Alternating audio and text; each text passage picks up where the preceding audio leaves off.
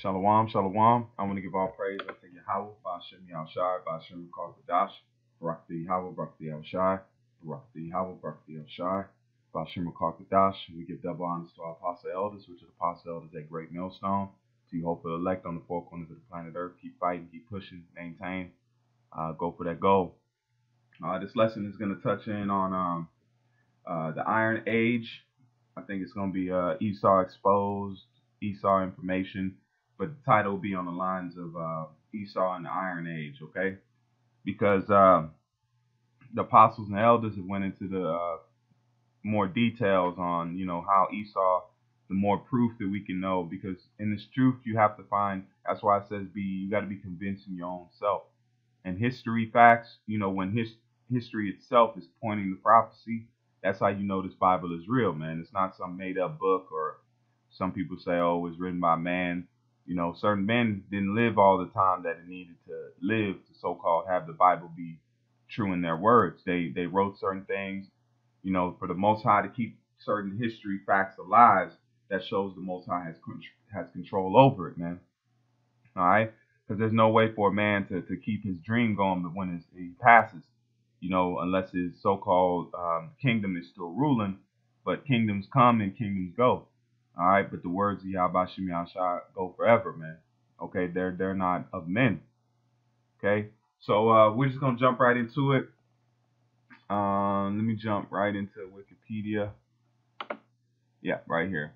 So we're gonna read a little bit of the Iron Age in Europe, and then I found something that was really interesting, man. That pointed right to the scriptures. That pointed right to what we've been talking and saying is to be true. So I'm gonna read it, and then we'll jump around and then go into some scriptures, and we'll get up out of here, man. So Lord willing, this is edifying and to build up the faith that we're gonna need in these last days, man. It says in Europe, the Iron Age is the last stage of the prehistoric period and the first of the protohistoric period, which initially means description of a particular era by Greek and Roman writers. For much of Europe, the period came to an abrupt local end after conquest by Romans. Through ironworking, see, conquest by Romans. Through ironworking remained a dominant technology until recent times. So ironworking was it. That's why when iron came in, it held more than bronze and gold and silver because it was a superior metal. Okay, so that's why the Romans implicated the working of iron into their so-called military and their society. But on a wide scale, that's where you see today that the Romans are still using iron. That's why it says he shall flee from the iron weapon. Because the Edomites that are now known as Russians, what do they use to make their missiles? Iron. And what does the U.S. use to make their missiles? Iron. Hold on. All we got to do is right here.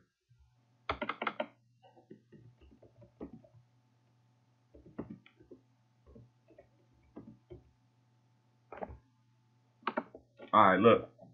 It says,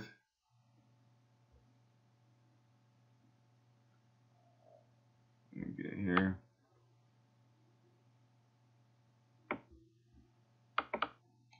Let me see what.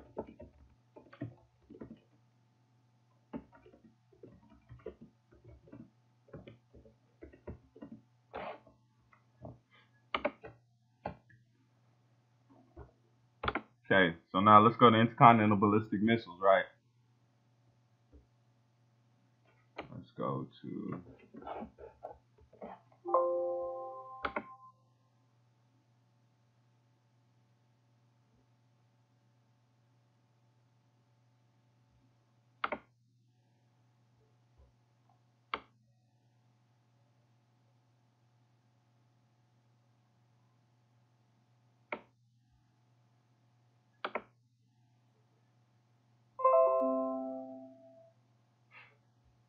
it's going into the lengths of trying to see if I can. Yep. Right here it says the oxidation of the sugar solid and ammunition Salakia, which forms 90 or 69.93% of the mixture. The fuel is from a powdered aluminum with an iron oxide powder as a catalyst. The binder that holds the mixture together is a polymer polybutane allylic acid. So this is all going into words, but iron goes into these missiles, these ICBMs, and they use it today, okay? So iron is in these weapons that are being used in the modern day, okay? Just like it was used back then with Rome, it's being used today also, okay? Because that's showing you that the scriptures are true, man. All right, so let's keep reading here, and it says, though ironworking remained a dominant technology until recent times elsewhere, it may last until the early century AD, and the early civilizations or Christianizations or a new conquest of the mid period. Ironworking was introduced to Europe in the late 11th century, probably by the Caucasus. Look at that. The what? The Caucasus Mountains. Russia. Okay? Right here. You can see the Caucasus Mountain map. Okay, because we knew that if you go into the history of the Khazarians, the Khazars, this is their region. So ironworking stemmed out of where? A land where Edomites dwelt.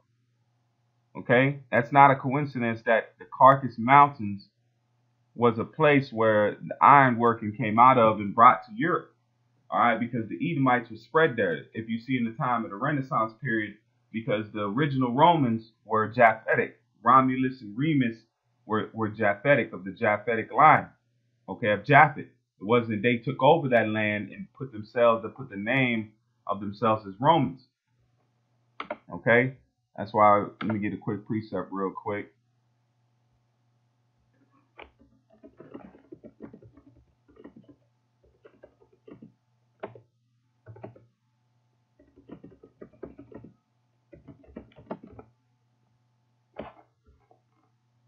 This is Psalms 49 and 11, just to hit the point. And it says, this is to show you that Esau will change his identity. Esau is the wicked chameleon of the earth. Esau, because what does a chameleon do? I'll get into that in a second. This is Psalms 49 and 11. It says, their inward thoughts is that their house shall continue forever. Their house, Bodag. Okay, their line, their rulership will continue forever. That's their inward thoughts. In their minds, that's what everything, the wickedness that they're doing, the rape, rob, and murder is to solidify their house being established on the planet Earth forever. They don't want to go down. They've studied history. They know how empires come and empires go. So they're trying to figure out a loophole to establish themselves as the rulers forever. But it's not going to work because that's a vain thought. Like it says in Psalms 2, it says the heathens imagine a vain thing, man. That's a vain thought to think that they're going to last and rule forever over us. That's not going to happen, man. And it says that their houses shall continue forever and their dwelling places to all generations. They call their lands after their own names. So they come into the land and they call it what? Now they say, oh yeah, we Romans, we're this. They put that they claim those lands and they put it on themselves, man. Just like America goes to Amerigo Vespucci, Amerigo, which was a map maker. All right, America was named after what? An Edomite. Okay, just like they go into a place, they might not change the name, but they'll put it on themselves like they're the people. Just like when they go into the land of Egypt, they say, they're Egyptians now. Okay, they'll put on the gods of Egypt, so you'll think it's them. So you'll be like, their whole history now is tied to the way they look. You took a whole people's history by just putting your face in there and saying that you were always there. That's taking a whole history out by just, instead of trying to say, oh, this is our land now, because history books are going to call that land another name. So how do you negate that? You put your face as the people and say, now we are the people, we were the people, we always were the people. So that's how Esau works, man. Okay? So let's go back into this. Right here, carcass. Okay.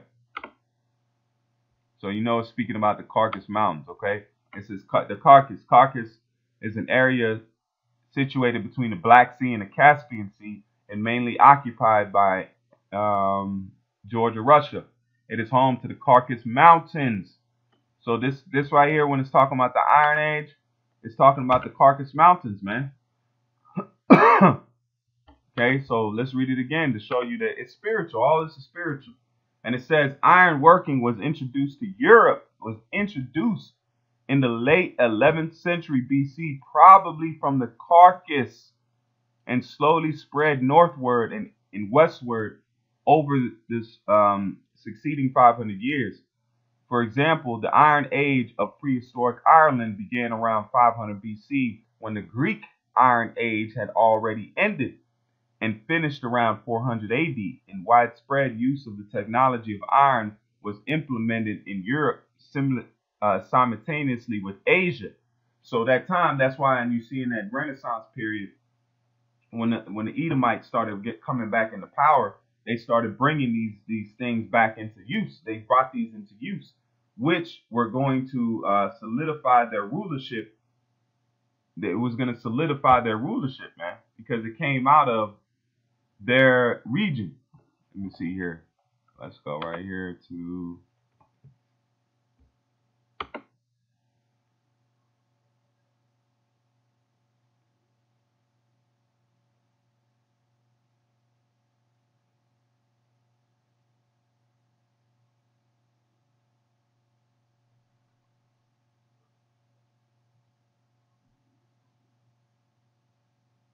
because then you had the Romans come into power. They left out of power, and then you had the rebirth of them.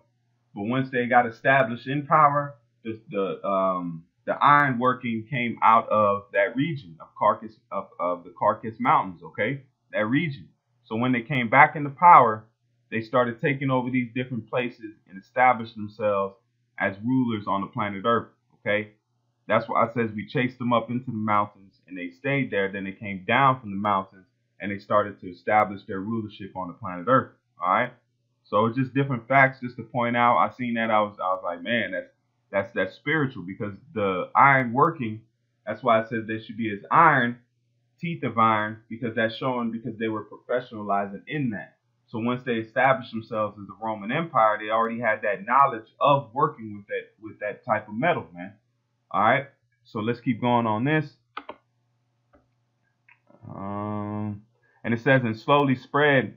Let me jump down. It says the start of the Iron Age is marked by new cultural groupings, or at least terms of them. In the late Bronze Age,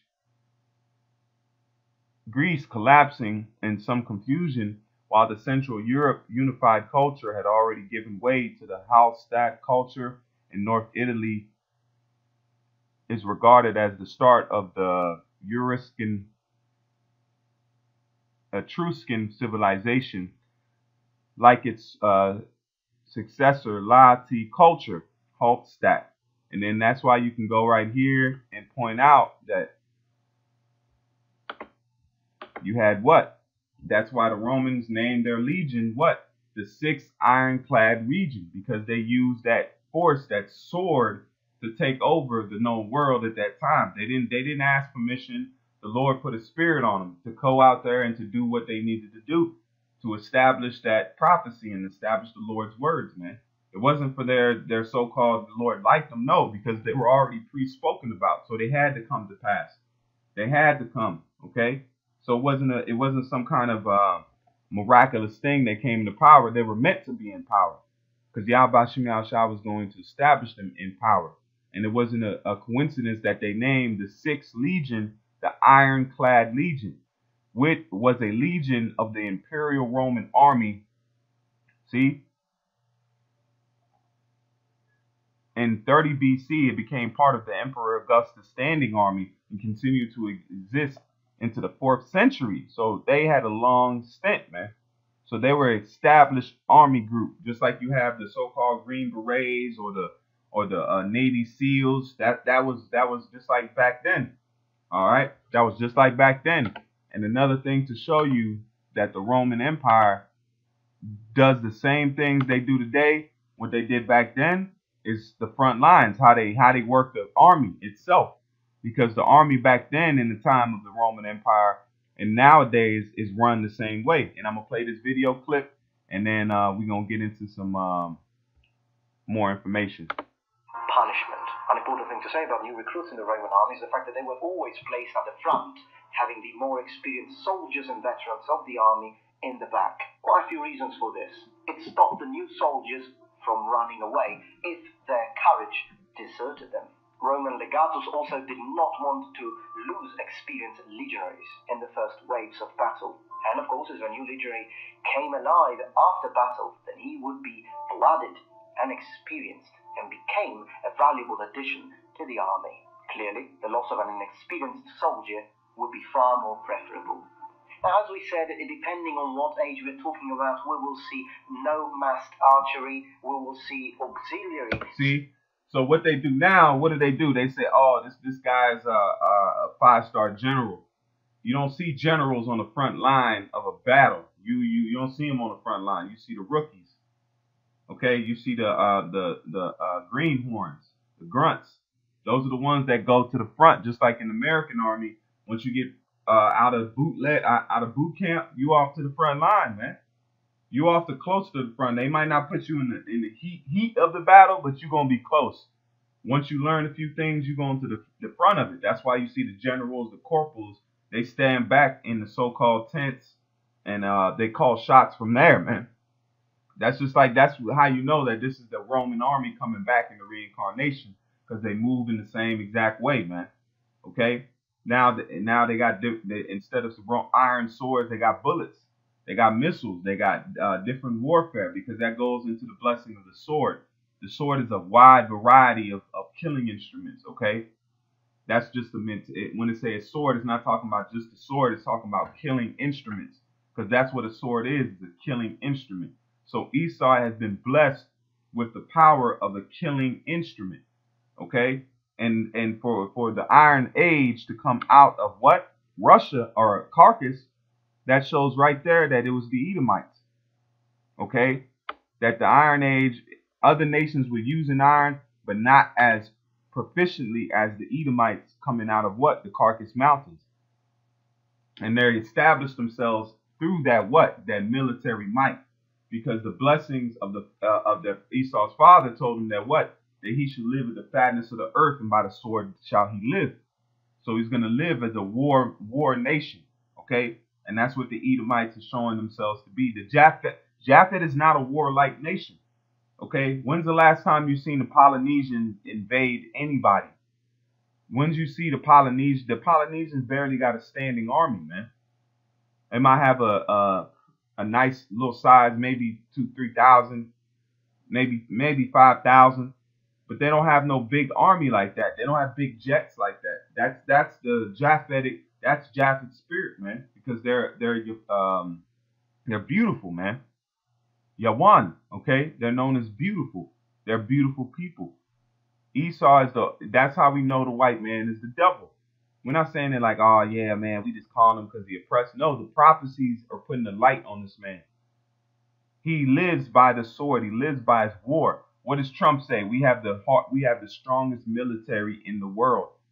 So they didn't say we have the strongest economy. They don't worry about economy, because what really is the decision maker? At the end of the day, I can invade you. If your economy becomes stronger than mine, I'll just invade you. I'll jack you up, because my military is stronger than yours. That's what they live by. Esau lives by that sword to today. That's why it says, he that liveth by the sword shall die by the sword. So the Lord is the one that giveth the sword. So he's going to come back and show him how to do the sword. The Lord's going to show him how to use that sword, man. Esau's been using it, but the originator of the sword is going to show you how to get down, man. And it's not going to be nice. It's not going to be nice at all, man. Let me read some of this information and we're going to get out of here. It says, the early Iron Age in Denmark covers a period of 500 BC until 400 AD, and is divided into 3 periods: pre-Roman or Celtic Iron Age, and the early Roman Iron Age, and the late Roman Iron Age, 200 to 400 AD. At the time period 500 BC, people began to extract iron from local deposits. people were no longer dependent on bronze from distant areas of Europe. In addition, iron was a much stronger and more suitable metal for weapons and tools. And the farmers in the early Iron Age lived together in small fenced villages. That it was not always peaceful and friendly, though it testified by the weapons offering from Hijeron Spring Moses. You can also read more about the woman from the Heliodormus who was laid in a bog dressed in her finest clothing. A new metal, silver, appeared in the time around the birth of Mashiach. The large silver cauldrons from Gudester is a good example of this. At the same time, the Romans invaded large parts of Europe.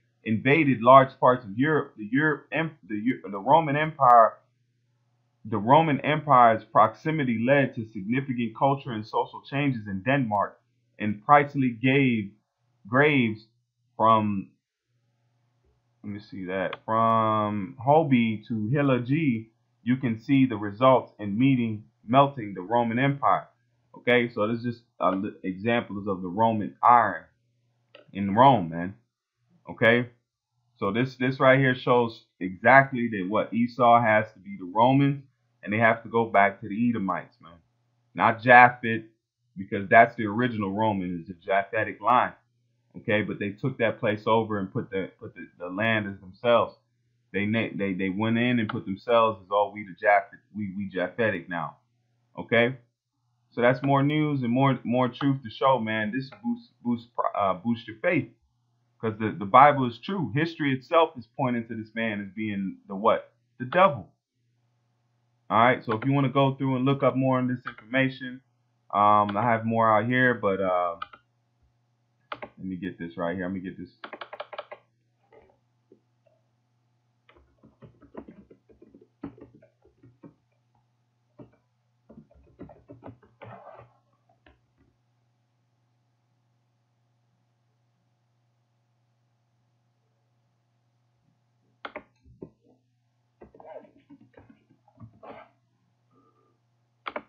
This is Jeremiah 49:10, and it says, "But I have made Esau bare, and have uncovered his secret places, and he shall not be able to hide himself. His seed is spoiled, and his brethren and his neighbors, and he is not." So that's showing you right there that Esau, you've been spoiled, man. You've been found wanting. The Lord's putting your business out here, man. Okay? So if we look up Jeremiah 49:10,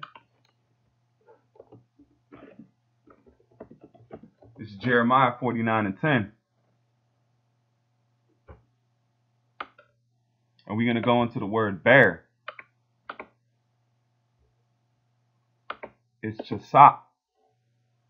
Chasap. And it says to strip off, lay bare, make bare, draw out. So that's what we come into by way of these videos, these sit downs, is to draw out the information that Esau has fragmented, and he's put lies, he's put bones. But through the Spirit, we're able to draw out the information and pinpoint him as being who he is in the Bible, as the Edomites. Strip off, lay bare, to draw. Just like you draw water out of a well. And also the scriptures that come to mind, it says, "With pleasure thou shalt draw out of the fountains of living water," which is wisdom, knowledge, and understanding. So we're able to pinpoint this man and discern between the wrong and the right. That's why it says, if it be possible, they should fool the very elect. So they're not going to be able to discern, they're not going to be able to fool the men that the Lord has set up, because they're going to be able to draw out of that fountains the good water, which is the good wisdom. Okay? It says strip off, lay bare, make bare, draw out. Strip off, strip, lay bare, to draw water. Skim, just like you skim the top. Say you got bubbles on top of your drink, you might skim it out to get the bubbles out of it. That's the same thing as we're doing with this world. We're skimming out the knowledge, wisdom, and understanding, and we're putting it out to the people, man. All right, so I just wanted to bring this out. Lord willing, it was edifying. If you brothers want to go into some more, please do. With that, I want to give all praise unto Yahweh, Ba'ashem Yahushai, Ba'ashem Rakar Kadash, Barakatah Yahweh, Barakatah Yahushai, Barak Yahweh, Barak Al Shai, Barak Yahweh, Barak Al Shai, Bashim Kakadash, Shalom Akim, keep faith.